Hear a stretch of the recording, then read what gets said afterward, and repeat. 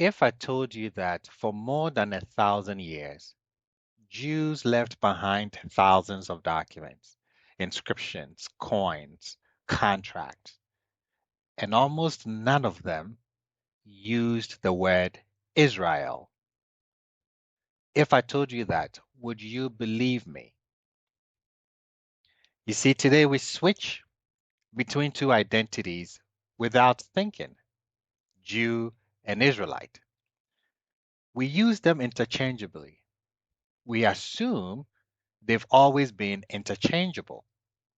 We assume ancient people use them the same way we do.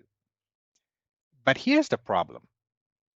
When you go into the actual archaeological record, that is the inscriptions, the papyri, the coins, the gravestones, the story is nothing like what we imagine. Not even close.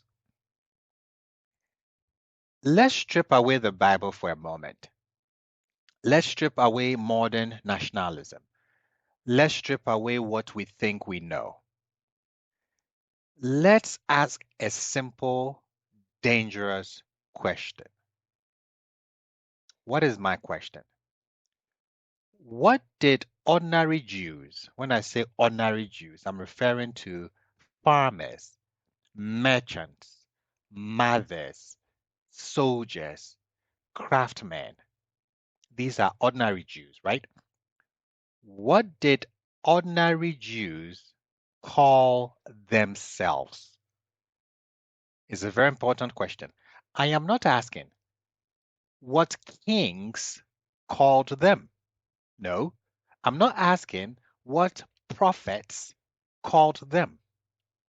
That is not the question. My question is, what did ordinary Jews, the farmer, the merchant, the mother, the craftsman, the soldier, what did ordinary Jews call themselves?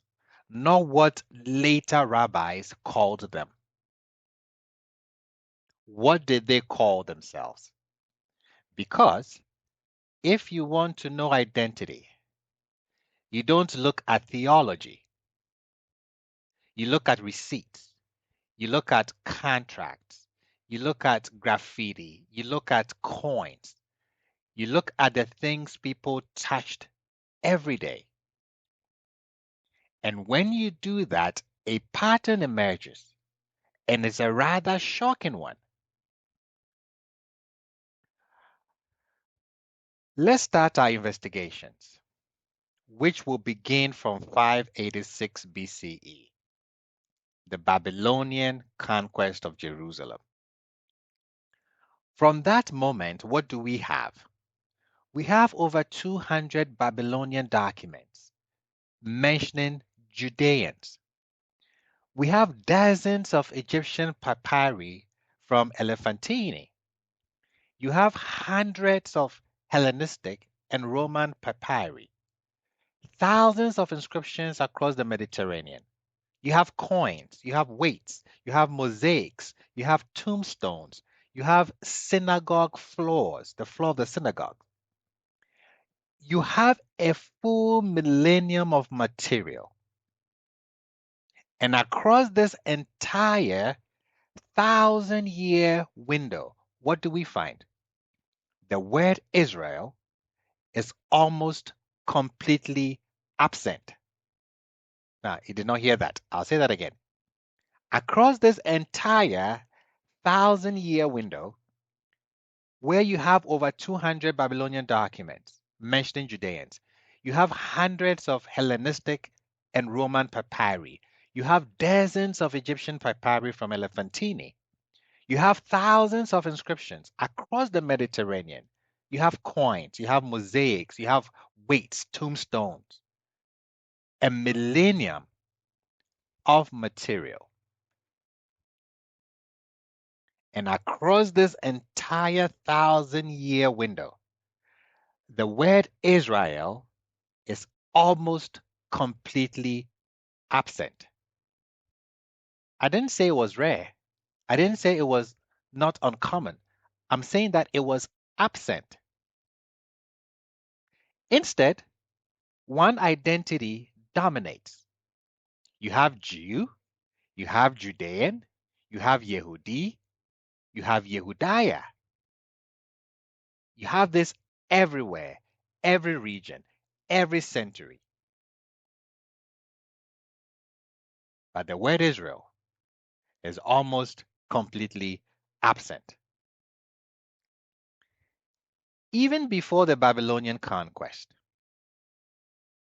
even when the kingdoms of Israel and Judah still existed, the inscriptions tell a very different story from the Bible. We have the Misha stele, you have the Tel Dan inscription, you have a handful of Assyrian records, and they all use the word Israel, but only for the northern kingdom, never for Judah, never for Jerusalem, never for the southern population. There is no inscription, not one, that uses Israel to describe the people of Judah. Already before the exile, the identities were separate. And after the exile, the separation becomes even sharper. In Babylonia, we have a treasure trove of documents from a place literally called Judah Town, Al Yahudu, Judah Town. These texts mention Judeans by name. These texts use Yahwistic names. These texts refer to them explicitly as Judeans. These texts show their community life, contracts, loans, marriages, business dealings. But across 20 plus documents, the word Israel appears 0 times, not once, not in a contract, not in a letter, not in a seal, not in a receipt. 1,000 people calling themselves Judeans. 0, and I mean 0, calling themselves Israelites. Move to Egypt, Elephantine, 5th century BCE. You have a fully functioning Jewish military colony. You have a temple. You have a community. Dozens of papyri. Every identity reference is what? Yehudiah, Jew, Judean. The word Israel? 0. Move forward into the Hellenistic period. Greek papyri, Roman papyri. Hundreds of documents. Identity used? Iodeos, Jew. The word Israel, you have it on one papyrus, and even that one uses it in a biblical style phrase, not as a self-identity. Come across the Mediterranean world. You're looking at Rome, Asia Minor, North Africa. What do we have? We have synagogue inscriptions. You have tombstones. You have dedications. You have communal records. Hundreds of texts. What is the identity used? Jew, Jew, Jew. The word Israel? Almost never. And when it appears, it's always in a biblical quote or biblical style blessing.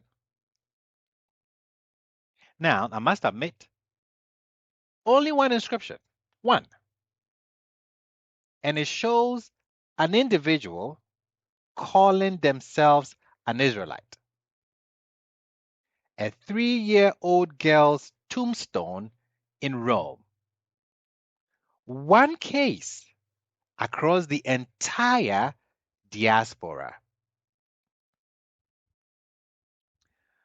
You may think, with everything that I've said, okay, Rabbi, maybe outside the land they did not use Israel, but surely inside Judea they did.